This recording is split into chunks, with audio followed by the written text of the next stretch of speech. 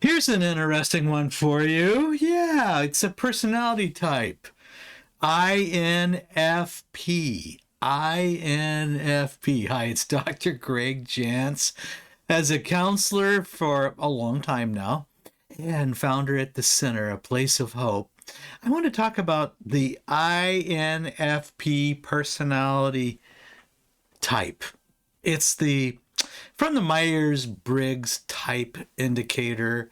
This is just one way of looking at it. It's just one way, but interesting.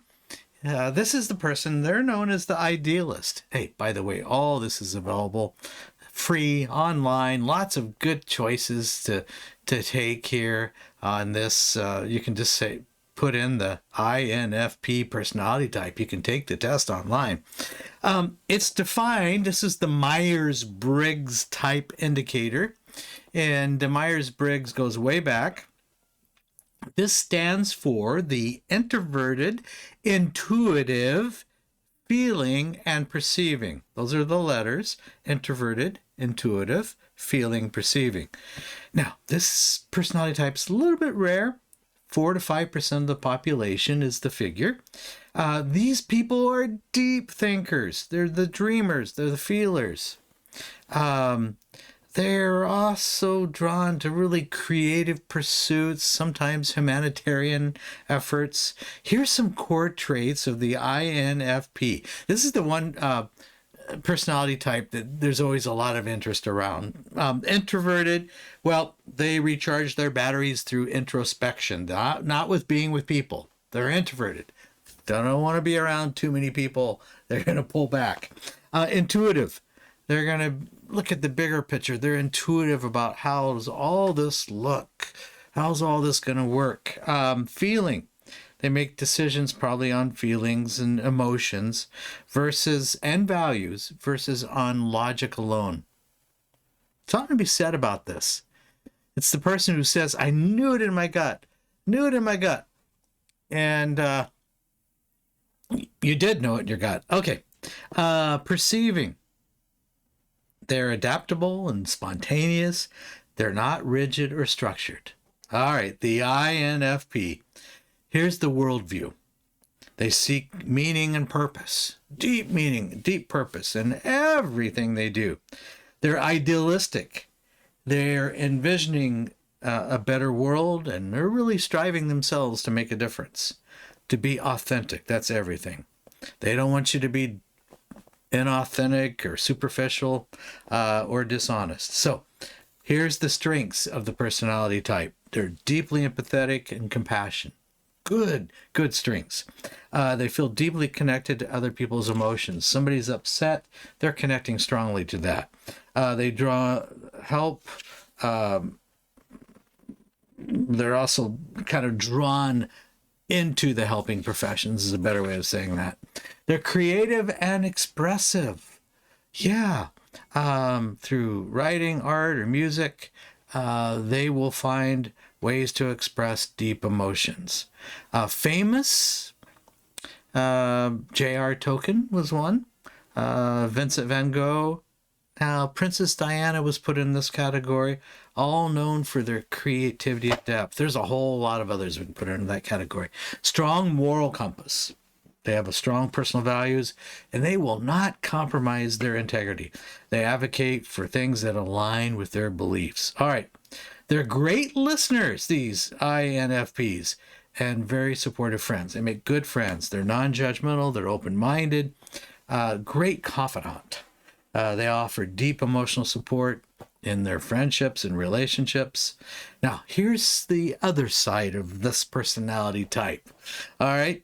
They may struggle with second guessing their decisions, because remember, they're intuitive. They're going to go with their gut. They may not feel like they're living up to their ideal. They may suffer from some imposter syndrome or being very self-critical themselves. They may have trouble setting boundaries. They care deeply, so they may overextend themselves. Learning to say no is just a key to protecting their energy. They have a tendency to avoid conflict. They don't want to be at no conflict, please. So they may bottle up their emotions rather than address the issues head on. They can have a lot of resentments and misunderstandings in relationships. So those are just some of the challenges. Not always, all these are not always present. Struggles with routine and structure. Remember, these are people, they're creative. They want freedom and creativity. So sometimes finding balance is difficult for them. In their relationships, they're loyal. They're loyal. They're authentic. You can count on them. They want deep, meaningful conversations instead of just small talk. Now at work, they are creative. Oftentimes, again, in the helping professions. You may see them as writers, counselors, artists, teachers. They're doing something for a big cause. Usually we like to find them in autonomous environments where they can work freely and express their who they are. How to help them thrive. Remember, this is only 4%, 5% of the population, and they're withdrawal from people. So we want to help them thrive. Creativity and empathy is great, and their vision, great gifts. So we lean into our gifts, empathy, creativity, and vision. We find ways to express ourselves through maybe journaling, art, music, meaningful conversations. So that's going to be important. We also know that setting boundaries, we need to learn this. That's a big one, by the way. Overcoming self-doubt. Don't let perfectionism take over. And finding meaningful work can be a challenge. They may need to prioritize time for reflection and just creating this balance in their life. They are great friends. You can count on them. So there's times where, again, you find them as a visionary.